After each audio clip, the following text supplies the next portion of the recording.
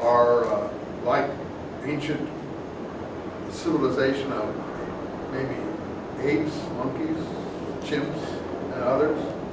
You know, I don't know if you've seen pictures, but when a snake comes into the area that chimps and others are inhabiting, they really go mad. They start squawking, running up the trees, and they get very upset. First of all, in Africa and places, snakes can go up in the trees and catch them. And, you know, pythons and different creatures like that, and can, not poisonous so much, although there are mambas and stuff up in the trees too. So, I mean, the snake is a very worrisome creature to our ancestral forebears like monkey kind and so on and so forth. And I think that's something way deep in the understanding of this garden situation, where the writer shows that to some extent he knows that we came out of environments of that kind. This fear of snakes. Okay, the serpent is a kind of embodiment of evil, if you like. He turns into a kind of Satan at some point. I don't know, was he ever called Satan here? I don't know if the word is, I can't remember if the word is actually used here. But we now think of him as Satan. But here he's just a serpent. I don't know if there's anything about Satan yet. We'll see if there is. So, he's a talking snake. This is a talking snake. Again, this is not real. This is literature.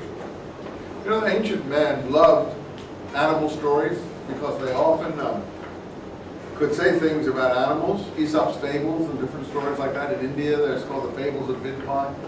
They make animals talk and do all kinds of things because they can say things about animals that they can't say about men and women because they might get into trouble with the local authorities or some clan or the police or the ruling elite.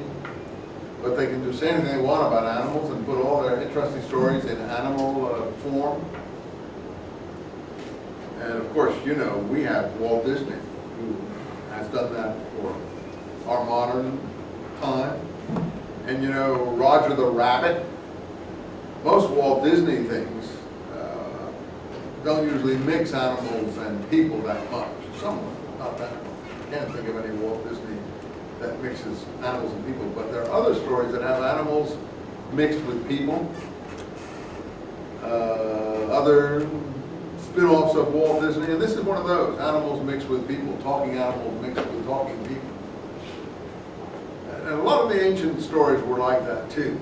So this is not a new thing. This is kind of very old, but it's a literary device again. Most people take it like that because they say, oh, that's Satan in the Garden of Eden. Muslims in the Quran have Satan. And yeah, people know what the symbol means. Anyway, he's very crafty, like Pinocchio's seducer. Did God really say you were not to eat of all the trees in the garden? The woman answered the serpent like a little child. We may eat the fruit of the trees in the garden, but of the fruit of the tree in the middle of the garden, like little children at school. It's very effective. God said, you must not eat nor touch it under pain of death. See, the person is like a kid, doesn't realize the effect of what they're saying, they just recite it. And that's also very good, artistically speaking.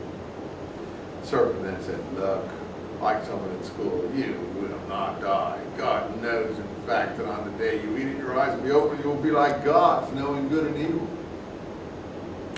But the odd thing is that the tree of good and evil has been substituted for the tree of life, because the main thing ancients really said about their gods is that they were immortal,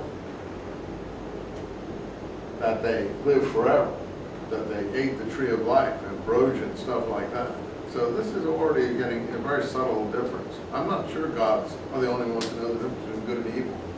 Certainly not the Greek gods, maybe the Hebrew god, that may be true. Anyway, the woman saw the tree was good to eat, just like the first story, and pleasing, and saw the knowledge it could give was desirable, so she took some fruit, and she gave her husband some, That's why women get a bad rap in this, but I don't think there's anything terribly wrong here so far in things, just being innocent, childlike. And then the eyes of both of them were open and they knew they were naked. Again, we never forget that. That's a great, if you like, effect of the story. That now the nakedness does mean it. So the story then has a moral. They sew fig leaves on themselves. Then the man and his wife. And why do they say Adam and his wife, the man and his wife? Because Adam and man are the same word in Hebrew. Adam, first man, is also the name for mankind. Adam. And mankind in Hebrew is Ben Adam, son of Adam. So Adam and man are the same word. So some translations will have Adam here, others will have the man. Mine has the man, yours may have Adam.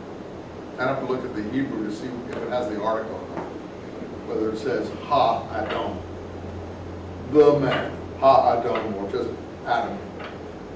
I don't have the Hebrew next to me, so I can't do that at the moment. So, this is another great line. They heard the sound of the Lord God, or Yahweh God, walking in the garden in the cool of the day.